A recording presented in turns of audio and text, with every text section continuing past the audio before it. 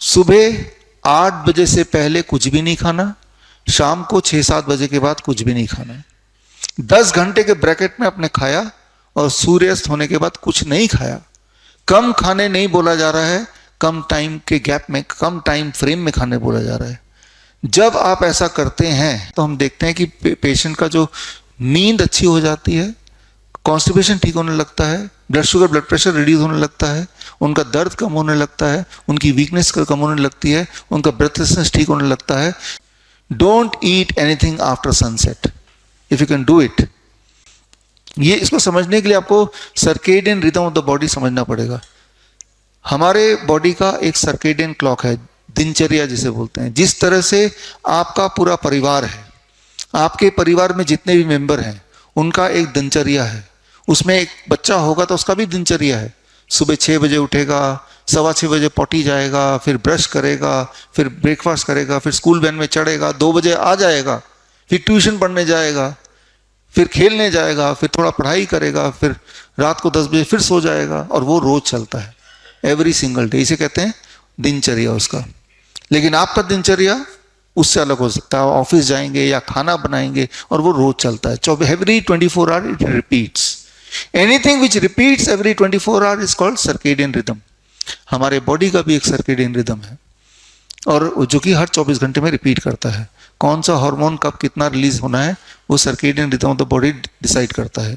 Circadian rhythm को समझने के लिए आपको इतना समझना पड़ेगा कि मान लीजिए यहाँ पे एक ऑर्केस्ट्रा हो रहा है और यहाँ पे तबला वाला है, गिटार वाला है, पियानो वाला है, सारे बांसुरी वाला है, वो सब लोग बजा रहे हैं।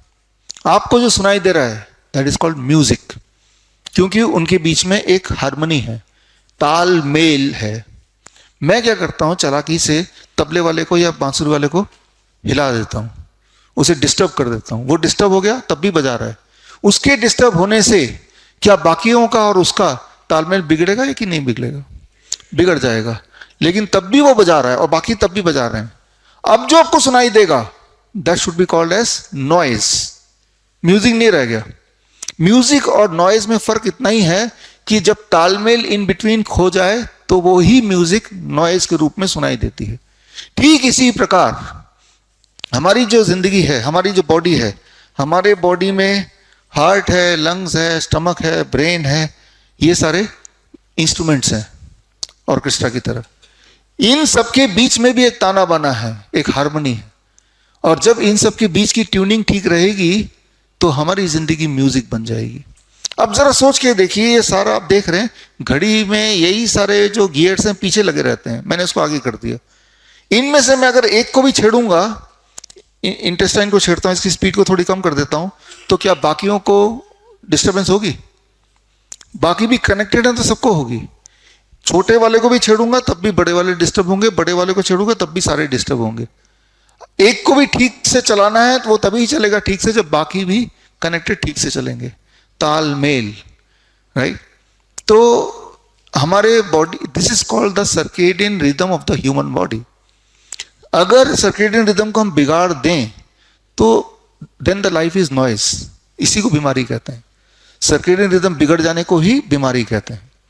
और इसका ठीक उल्टा, अगर एक को भी आप ठीक कर पाए तो बाकी भी इवेंचुअली ठीक होना ही है, तभी एक ठीक होगा, है ना?